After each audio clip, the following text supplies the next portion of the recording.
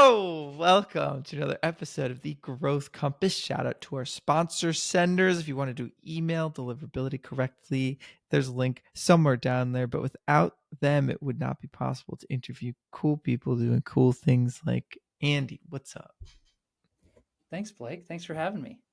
And of course. Well, like I already told you, I think there's a lot of cool stuff that you're doing. I think there's a lot of cool ways that you approach things. But for anybody that does not know yet, if you could give a brief introduction of yourself and what you're building. Sure. My name is Andrew McLeod. Most people call me Andy, except for my mom and sometimes my wife when I'm in trouble. Um, and I have been building, well, I consider myself a serial entrepreneur. But most notably, I'm the co-founder and CEO of a company called Certn. And we tell you what you need to know about consenting individuals from anywhere in the world except for North Korea and sometimes Russia. So how long did it take you to get that pitch down like that? Because that seemed pretty. Oh, I mean, 9 years. So is that how long you've been working on this company? Yeah, we started in 2016. Our 9 year anniversary is coming up in October, which will Wow, be wild. congratulations. Thank you, thank you. It's Cool. Well, I think a lot of what I'm curious about is going to be your journey with this, especially now that I see, on your website, you guys, just as anyone should, consider look at AI, see what they do, how it correlates to their product, things like that. But before we get into, your journey with it, how you've navigated all of that, if you could just give some more context about what you were doing before 2016. Have like you said, it wasn't your first company, so how many companies have you ever held a job that wasn't your own your own company? So I have I've had very few real jobs. okay, So, snowboard instructor, nice. wine delivery guy, There you go. the not that many. I mean, I started my first company when I was 17. Okay. And then I started my next company, which was more, I mean, I think I've incorporated like 23 times or something in Nice. my career. But yeah, always kind of had this itch to solve problems. And from starting my first company and realizing, you could make more money starting a business than, taking a salary. When I graduated from we call it university here in Canada, but Uh, college in the U.S. I studied finance and accounting, and I looked at my friends going out and making like 25, 30 grand a year as accountants, working like, you know, 12 to 15 hours a yeah, yeah. day in, trying to, wanting to become accountants. And I'm like, I can make more money than that doing way more fun things. And no offense to accountants, because I love them, we need them. I was Yeah, like, yeah. this just isn't for me. I can find better ways to make, on an hourly basis, probably minimum wage, um, that give me great growth opportunities and allow me to learn a whole bunch of different things. So I've had the good fortune of being either on the founding team or starting a whole bunch of different businesses. So let's just say two. Let's just say two that have been and I'm with it if each one of them feel like a baby and you can't choose. But let's just choose maybe two that you feel like are particularly impactful for the same or different reasons. I mean, do you want to talk about past businesses or do you want to talk about businesses that I'm involved in now?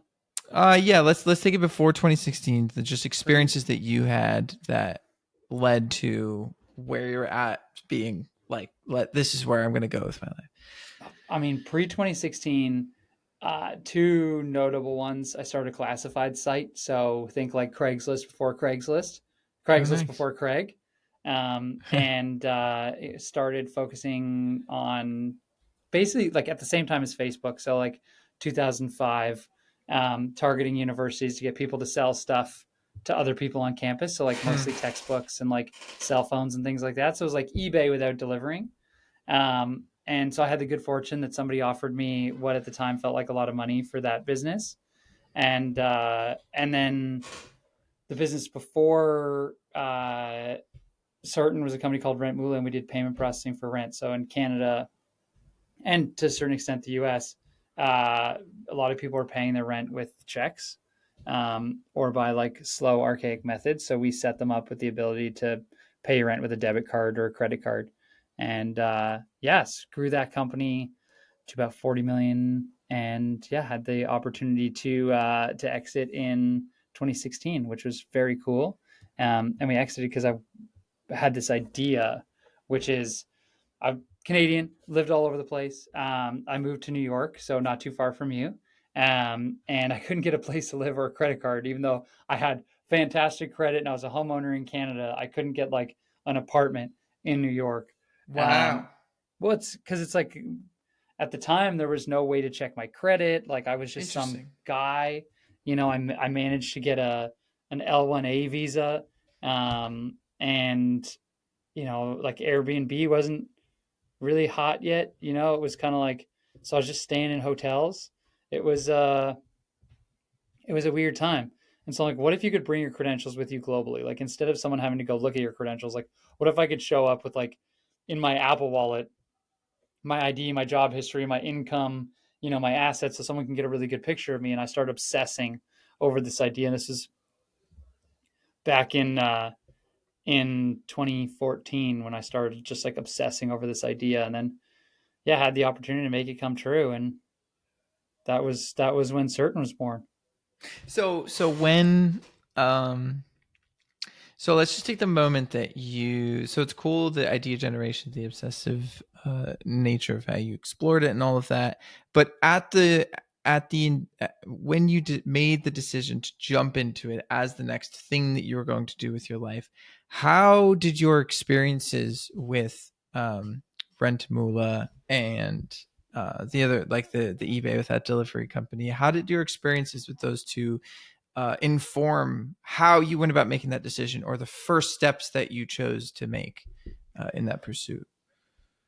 So the thing that I've learned through all these companies is you got to try and find product market fit first. So the first thing you got to do is figure out how do you design something that people can see and give feedback on and determine whether they're going to buy it. So like, if I was going to do it today, it would be, I'd use Figma to create a design, or I'd use, Replit to, build out a website and or an app. And then I would go show it to a bunch of people that I think would be my customers and basically have them go through it and decide if they're going to pay or not.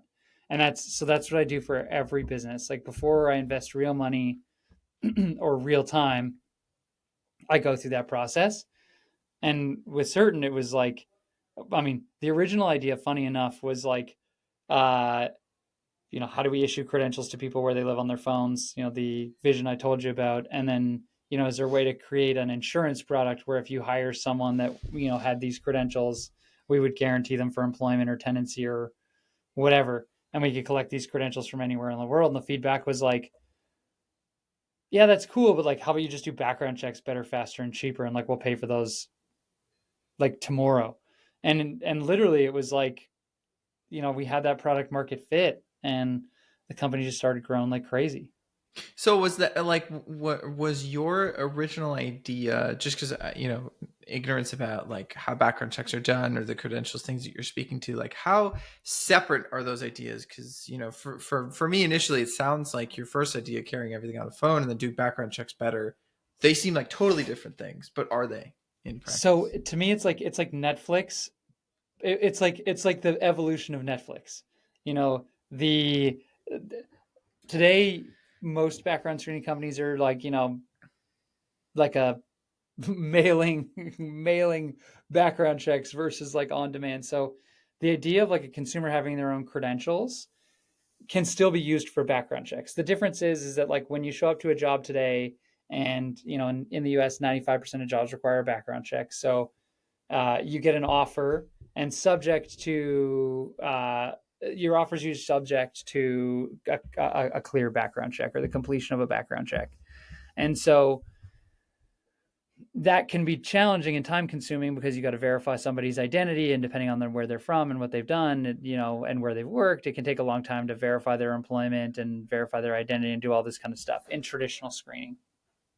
Now, in the world that we're building, that was the original idea, and how we're building towards it is like, you as an individual, you show up to a job and you can share, here's my job history, here's my credit score, here are my references, here's everything. I'm the best candidate for this job. Can I start tomorrow? Or I'm the best tenant for this apartment. Can I move in? Or like, you talk about like pre-qualification of a mortgage. Like, if you have all of the components that you need to prove that you are who you say you are, and you have the means you say you do, like instant approvals for credit, instant approvals for immigration. Like if I wanted to move to another country tomorrow, it's like, in Canada, I'm sure the Canadian government could put a stamp on me and say, look, this is an outstanding citizen. He's a high net worth. He's, never been arrested, like, great credit, whatever. But like, how does another country know that without going through all these processes? Like, wouldn't it be cool if I wanted to move to any country today, if I could share those credentials that are like digital, immutable, and that would say like, I'm a great candidate for a green card in the United States, Mm. instead of waiting. Like, if I were to apply for a green card, it would take me years to get approved. Where I think, if I went to the president and was like, here's all my stuff, I'm sure he'd be like, oh yeah, you should. We would welcome you to be in this country. Yeah, sure, yeah. You drive a lot of income to this country already. Like, it Yeah. makes sense. Now I love Canada. I love where I live, but like, these are the types of things, like these trust relationships that can take like weeks, months, years. It should be like instant and frictionless, especially for like good people. That's the dream. So okay, how quickly did it go from app where you can have all your credentials to background checks better? Was that like 6 months? Was that like 2 years? I mean, it 3 weeks? I it don't know. was kind of, I mean, I want to say it was like instant, because at that time, you get at the time we're using InVision, so you got like an InVision mock, and it's like, look, here's this thing, and then they're like, it's 2016, no one knows what an NFT is, and I'm like, it's like NFTs for the degrees, and they're like, yo, what is an NFT? We just got legalized in Canada. It's like, yo, how high are you? What are you talking about? Like, Yeah, this doesn't make yeah, any yeah. sense. And and it's like, this is just background checks, but just like faster. And Yeah. we're like, yeah, I guess. And it's like, Okay. yeah, so we'll pay you more. We'll pay you a ton Got of it. money to do these background checks faster. Got it. So then, in a similar way, if that was like pretty quickly that you pivoted in that direction, then how would you describe how your product market fit or your understanding of the different verticals, different types of customers, different types of applications of your technology?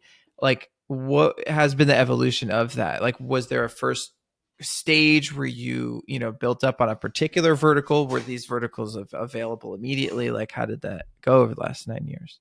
Yes, we started in property management, solving the tenancy issue. Okay. Um, and then we got into human resources, focused on technology, got big market share in the technology space. In 2020, we are going to be the background screening company for airlines, until March of 2020. And then, funny enough, it we had a really good pivot when that happened, and we got into like essential workers, grocery, healthcare, pharmacy, food delivery, all that kind of stuff. So our business just like exploded. So we grew like crazy in 2021 and 2022, or 2020 through 2022, when like, the effects of the pandemic and low interest rate markets, and hiring was at all time highs. Um, those were incredible times. So, I don't know that the business really like, we kind of always just added features to the existing set, knowing that like what we were building for the future, like this is beneficial too. So, I mean, in all forms of trust, it's a three-sided marketplace, which is, you've got the consumers that you're trying to get information about and to trust. You've got a business that relies on that information. We call them relying parties. And then you've got the issuers. So, Certn's not the all knowing system that knows everything. We rely on governments, we rely on police forces, we rely on departments of motor vehicles, we rely on past employers to get all the information that you would need for a background check, like a comprehensive background check. So it's, how do you build relationships with the employers, which are the relying parties, the issuers, which are the governments, and then the consumers. It's like by building a big screening company, like statistically, we've screened like, over a third of Canadians. And, we've screened tens of millions of people globally. Um, so you're still building out this marketplace, and the shift starts to happen when you've got this critical mass of these credentials that can be used in a whole bunch of different places. Because if it's just for jobs, it's like, how often does someone get a new job? Every 3 to 5 years or something? If something's been sitting in my Apple Wallet, for example, for like 3 to 5 years, chances are I'm not looking at it on a regular basis or thinking what I'm going to do with it. It just kind of, maybe I remember next time I get a job, but it's probably a one in Yeah. 100 chance. Yeah. Well, that was part of my next question as well. Is like, how is this? Because before you just explained it now, I was like, how, you guys are the people that are saying like this is legit, this is real. Um, or what is the actual tech like? How are you actually making background checks like cheaper, faster, easier, all those things? You're just aggregating a bunch of data, making it more visually appealing, double So checking it, like. so there's a couple parts to it. The first part is that like distinguishing between an issuer and kind of a vendor relationship. So like, how do you get access to the systems of record as opposed to like maybe a manual process for asking the systems of record? How do you like build those direct integrations? How do you build those APIs into those systems so that not only can you do it for our own customers, but like how do we do it for our competitors and actually like build the rails of these transactions? So I like to think of it as like, you know, we're trying to build like the Visa and MasterCard equivalent of trust. So we're not trying to say, oh, there's only one Visa card. It's like you can have Bank of America Visa, you can have a Chase Sapphire, you can have all these different uh, types of cards and credentials, and they can be used at a whole bunch of different merchants and relying parties. So it's like, how do you build that direct connection? And that's like, how do you build that direct connection with someone's past employer? Because employment verification is a really common background check element. How do you build direct access to the sources of truth for criminal information in every country, whether that be, in the US, there's like almost 7,000 courts. In Canada, we have a protected central database, and same with the UK and Australia. And every country is different. So how do you build those connections? And then like, what are the other relevant things that you're using to connect someone's identity to potentially their criminal status, to their work history, to make sure that you've got the right person? I mean, there's 301 Andrew McLeods in the United States alone, and some of them I'm okay borrowing their identity, but there's some that I'm really not. Just kidding. I don't borrow anyone's identity, but like, but that's kind of the reality. Is like, there's one that is uh, a drug dealing arson. It's like I would rather not be associated with that person. Well, so okay, so you're focused on building the greater infrastructure within which these types of verifications can occur, and Exactly. then people can, you're interested in like people building on top of that infrastructure to Yeah. whatever their application is as far as verification. Yeah, so like, you can build on it as a, background screening provider for pre-employment screening, or, say you're trying to do KYC and AML for, a banking relationship. Like, in theory, you could connect all those things. Wow. So has that been like, has that been the vision from the beginning, or did that shift at some point? I want to say like we've always been true to the vision. It's like the path to getting to the vision is not always as clear as you think it is, Yeah. It's not always a straight line.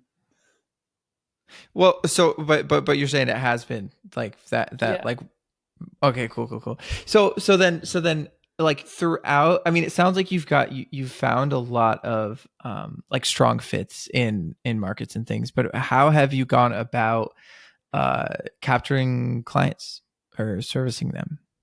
I mean, strangely enough, like a lot of referrals. So, like, product market fit, product led growth have been key components of our success. And then partnerships.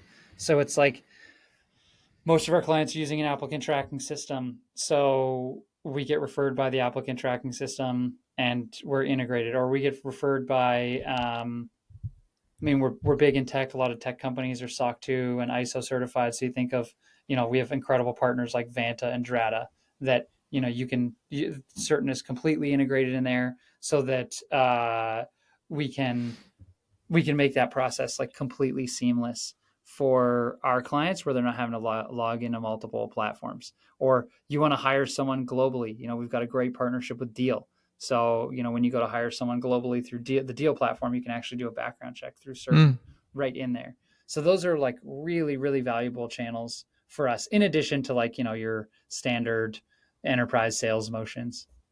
okay.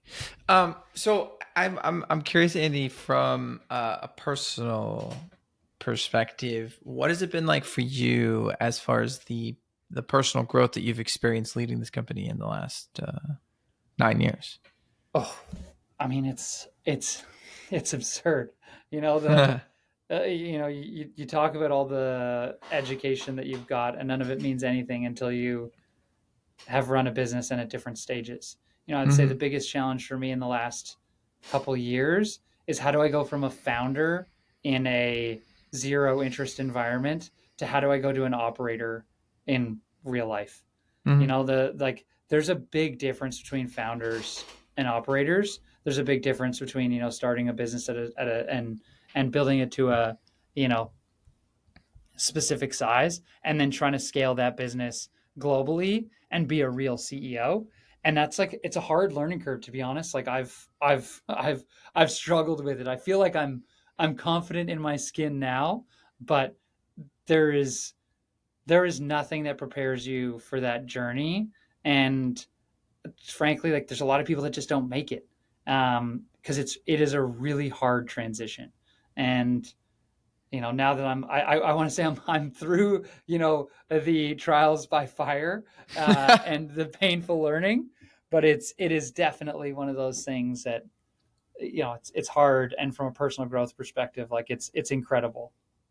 Well, so are a lot of the things that differ from those things have to do with people management? Because that's something that I hear a lot about. But if there's something else that is specifically important to you, it's People management, stakeholder management, board management, investor management, expectations management, performance management. Like there, everything is people related, but it's like you can't just hustle your way through things. So like the transition from founder to operator is going from like hustle to scale.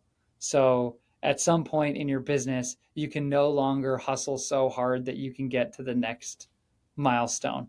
It's like it doesn't matter how hard you hustle, how hard you try, using the old ways won't get you there. well, like again, in what is there an example of something you've tried to hustle through that was not Oh fitting? my, oh my God. How about trying to hustle through support backlogs? Like you Huh? have a period of like, there's every technology company has issues. You get a backlog in support and you're like, all right, I'm going to bang out 1,000 tickets. Yeah. And, you know, like a couple years ago, it's like, yeah, I could do that and I could make a dent, but there's still a hangover from that. There's still customers, 5 years later that call me and be like, "Hey, remember 5 years ago when you helped me with that support ticket? I've got another challenge now." It's like you've only talked to the company twice in 5 years, and you're Yeah. talking to me. It's things like that that like don't allow you to scale or allow your processes to scale. And like right now, I could hustle myself into 1,000 tickets again, and there Yeah. would Yeah. be 10,000 more tickets that would come from those tickets. And then I wouldn't be able to do the high leverage things. I wouldn't be able to develop partnerships with what I think are like the world's greatest companies. I wouldn't be able to have time to spend with our product teams and and figure out what the next steps are in our journey. I wouldn't have time to spend time with customers, or Yeah, yeah. talk to people that help shape what we do. So what about how about mentally? Like, what are some of the things that you keep as far as your mindset, like your ability to show up every day the way that you want to? um I mean, I've exercise, family, you know, like constantly being challenged. Um, and I think, for me, like, I just love solving problems. So it's always there's, there's, as long as I'm challenged, I'm excited, and there's no Okay. shortage of that. Cool.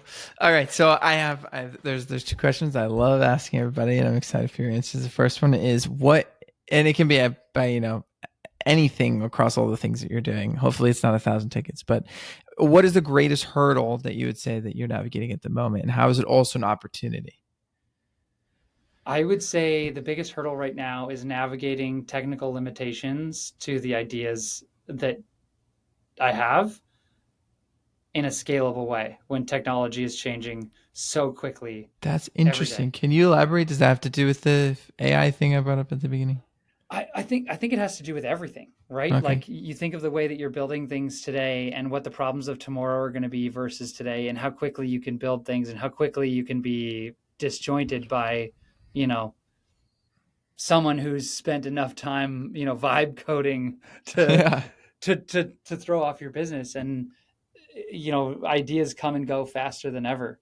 Um, and and these problems come and go faster than ever, so it's like, how do you remove the barriers to be able to experiment quickly and pivot quickly, at least as quickly as the incumbents can now? Hmm. Because even, we started Certn 9 years ago. If you're going to build it today versus how you did 9 years ago, it's like a very different world. um, the problem's still the same, but how you tackle that problem can be built arguably better, faster, and cheaper Hmm. if you're just doing the basics. Like, you have to be able to use your scale and what you've got as a superpower, and not as a boat anchor. Well, the problem's the same, but it's also a little bit more deeper, a little bit more It's nuanced. You evolved. understand it, the complexity of it a little bit more, right? Yeah. Um, okay, cool. Well, I mean, that's an awesome opportunity for you. I'm excited for you to navigate that. And then my Thanks. second question for you is, out of all these things that you do, and we didn't, you mentioned it, you're involved in a number of other things, not just Certn, but what inspires you? Solving problems for my peers, my fellow entrepreneurs, my family. Like, what are the things that have slowed my success down in the past? What are the things that I've gotten stuck on? Help how do I help with those things? Be it hiring, being it, wealth management, estate planning, like, uh, be it, accounting.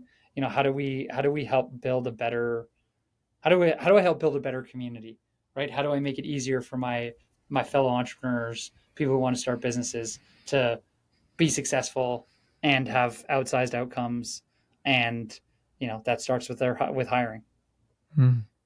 Awesome. Well, that's it. I love that. I think I'm charged up about how inspired you are and the problems that you're solving and what you're going to continue doing. And it is really interesting, what you said about how to make the decisions about, first of all, having the space to speak with your product team about the mentality about where we're going, and then also once you make a decision about that, like, how is it we're going to actualize this now? How is it we're going to build this? Because that's also changing. So that's very cool. It's really cool to be able to, hear from your perspective as somebody that is, at the cutting edge of navigating those difficulties. So, if there's anybody else that was interested in following along or getting in touch, what's the best way to do that? Andrew McLeod, Certn, LinkedIn. It's the best way to do it. That's right. Not any of the other No, 301 Andrew McLeods in the no. U.S. I think it's Andrew McLeod I. It's like LinkedIn.com/Andrew McLeod with three I's. I don't know why. But Good. Well, type it into your URL exactly like that, and you'll find it. Awesome, Andy. Thank you so much for your time. Excited to stay connected. See where you guys are going. thanks, Blake. All right.